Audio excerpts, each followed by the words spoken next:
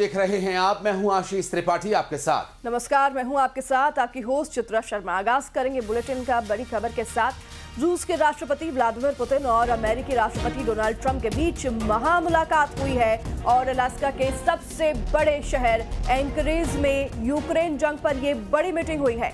दरअसल दोनों के बीच 3 घंटे तक बैठक चली और इस बैठक में यूक्रेन में युद्ध विराम पर सहमति नहीं बन पाई और इस बैठक के बाद पुतिन और ट्रंप ने साझा प्रेस कॉन्फ्रेंस कर इस पूरे मामले पर जानकारी भी दी।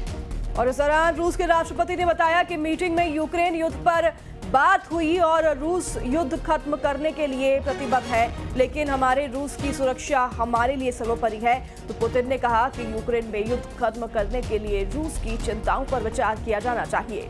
इतना ही नहीं, पुतिन ने मॉस्को में अगली मीटिंग के लिए ट्रंप को आमंत्रित किया है और वहीं ट्रंप ने इस ऐतिहासिक बैठक को सार्थक बताया और ट्रंप ने कहा कि हम ज्यादातर मुद्दों को सुलझाने की राह पर हैं और ट्रंप ने कहा कि पुतिन के साथ मुश्किल लेकिन सार्थक बैठक हुई है।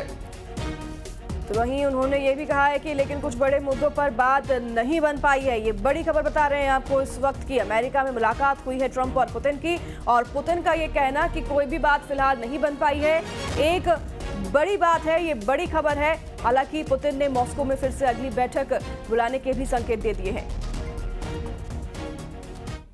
Very much, Mr. President. That was very profound, and I will say that I believe we had a very productive meeting. There were many points that we agreed on, most of them, I would say, a couple of big ones that we haven't quite got there, but we've made some headway.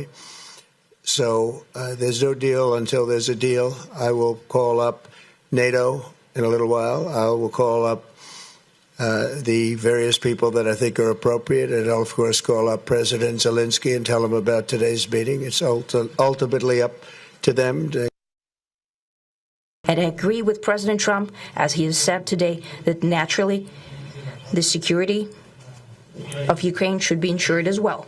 Naturally, we are prepared to work on that. I would like to hope that the agreement that we've reached together will help us bring closer that goal and will pave the path towards peace in Ukraine.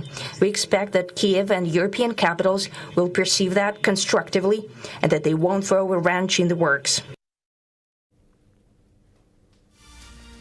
तो ये जो 8 तस्वीरें अभी ये तस्वीरें बहुत ही महत्वपूर्ण, वो भी इसलिए क्योंकि ये न सिर्फ रूस यूक्रेन युद्ध के संबंध में है, बल्कि ये भारत के संबंध में है, ये अमेरिका और रूस के संबंध में है।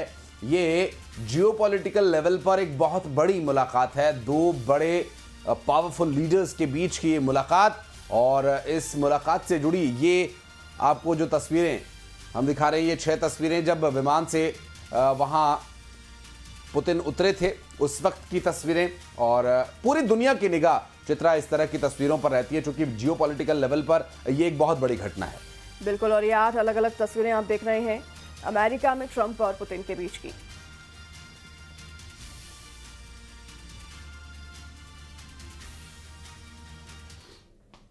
तो अमेरिका में ट्रंप की विदेश नीति को लेकर आलोचना हो रही है और वॉशिंगटन पोस्ट के लेख में भारत को लेकर के ट्रंप की विदेश नीति को गलत बताया गया।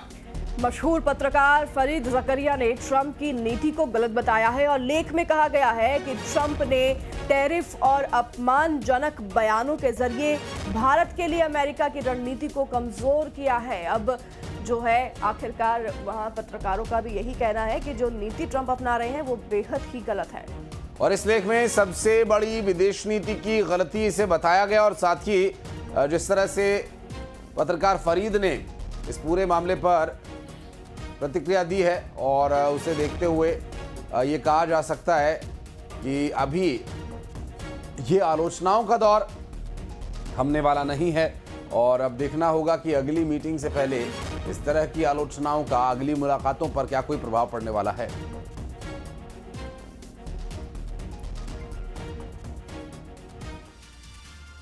दिल्ली के पास मौजूद गाजियाबाद में एक बार